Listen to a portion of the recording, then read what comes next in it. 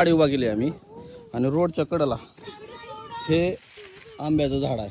एवढं लकडलंय की प्रमाणाबाहेर. आणि आंबे किती आहेत खाली बघा, खाली पडलेले हे बघा, हे खाली आंबे पडलेले एकदम झाडावर पिकून आंबे खाली पडले ते. हे बघा आंबे. आणि हे फक्त पूर्ण झाडाखाली आंबे आहेत असे. हे फक्त कोकणातच बघायला भेटते बरं का. ही श्रीमंती आहे इथली, आहे ना. दाखवतो मला आंबा खाऊन, सहज खालता एक उचलून आंबा खाऊन दाखवतो. पूर्ण लकडले झाड. कुठला घेऊ असा प्रश्न पडलाय मला आता. नेमका आंबा, इतके आंबे आहेत तिथं.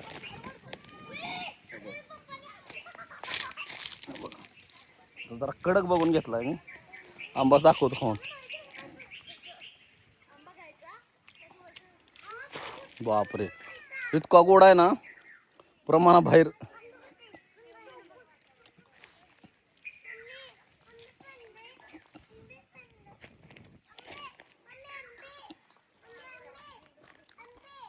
कातडं सुद्धा खाऊ वाटतं याचं, इतकं डेंजर आहे. मी वर गाडी लावली तिथं, तिथून खाली आलो उतरून.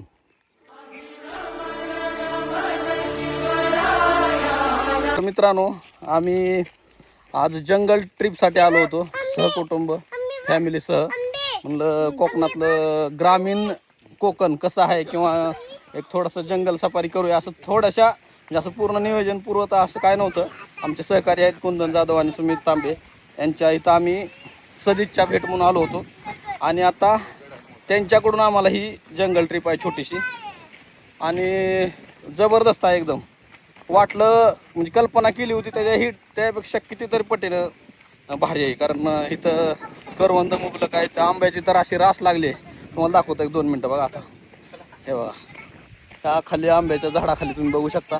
पूर्ण अक्षरशः असा म्हणजे आता कुठला घ्यायचा कुठला सोडून द्यायचा असा आहे.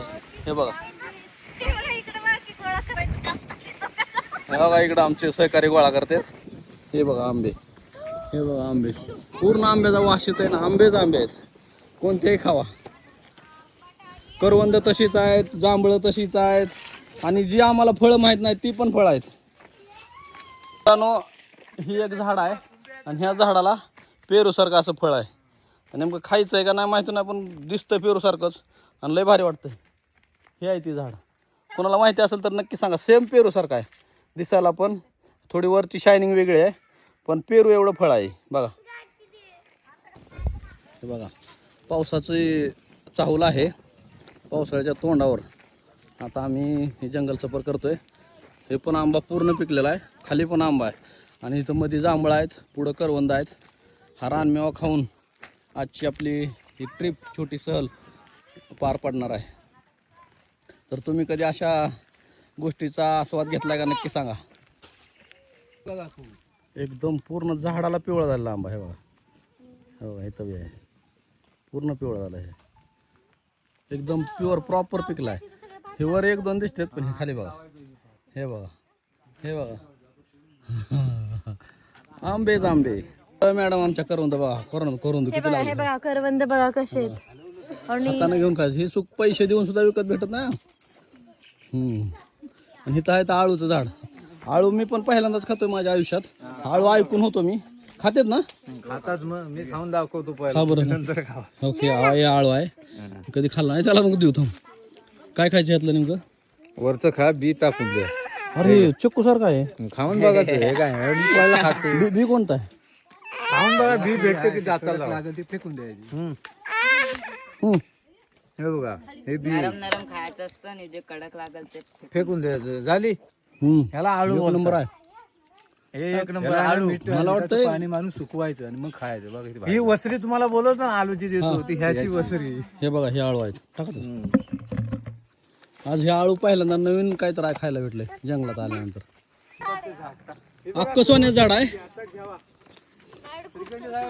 हे मोदीने सांगितलंय सोनं घेऊ नका, घ्या. अख्खं झाड आहे तुम्हाला सोन्याचं, घ्या.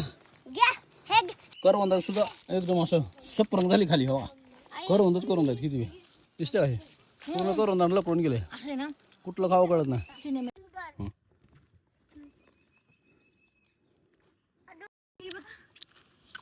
हे बघा एवढी सापडली.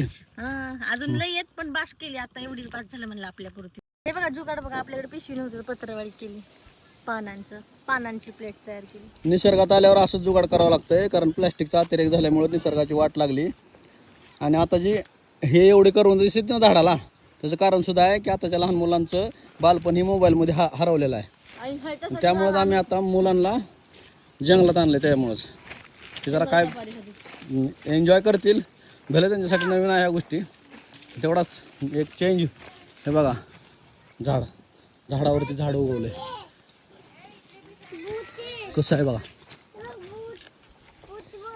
हे बघा जुगाड वर गेले ते जण आमचे. टाक हे बघा आंबा बघा माणूस दिसतोय बघा कसं आहे जुगाड.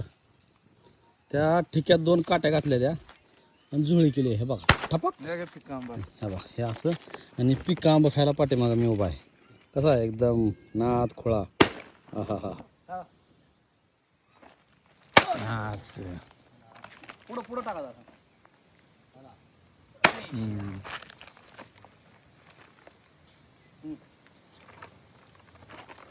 जय आंबे मा. आंबा काढण्याचा जुगाड. हा बोला. बघा ह्या गोष्टी आंब पैसे देऊन बाजारात खाणं ती मजा वेगळी आणि असं झाडावरनं काढून खाणं वेगळी. ह्यातलंही मजा आहे. त्यापेक्षा जास्त गुढी ह्या आंब्यात आहे. मग आज बरंच काय काय आपण पाहिलं खाल्लं अनुभवलं आणि खूप एन्जॉय केलाय. त्यातलं हे शेवटचं फळ फणस ते जाळ्याला तेवढं भात पेरतात. जेवढं जाळलं तेवढं झाड. तेवढं आणि अलीकडलं इकडचं नाही. ते रोप रुजल्याच्या नंतर अजून बरेच खटपट लावणी करतात त्याला उकल. भाताचं रोप लावायला चालू आहे. रोपासाठी मशागत आहे. तो नांगर जो आहे तो पूर्ण लाकडी आहे.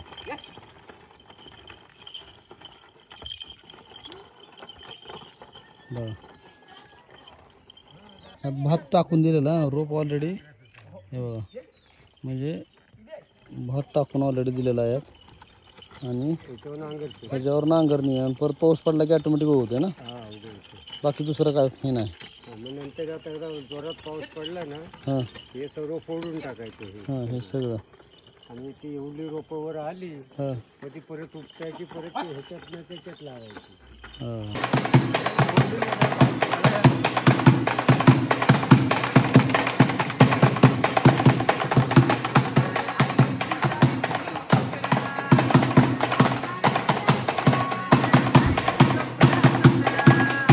तर मित्रांनो अशा तऱ्हेने कोकणात पावसाची सुरुवात झालेली आहे. मान्सून तिकडे केरळात दाखल झाला का नाही माहिती नाही पण कोकणात जोरदार पाऊस सुरू झाला आहे. आणि आमची आजची जंगल ट्रिप पूर्ण झाल्यानंतर आम्ही परतीचा प्रवास चालू केला होता आणि त्यामध्ये हा जोरदार पाऊस चालू आहे. तर मित्रांनो व्हिडिओ कसा वाटला नक्की सांगा.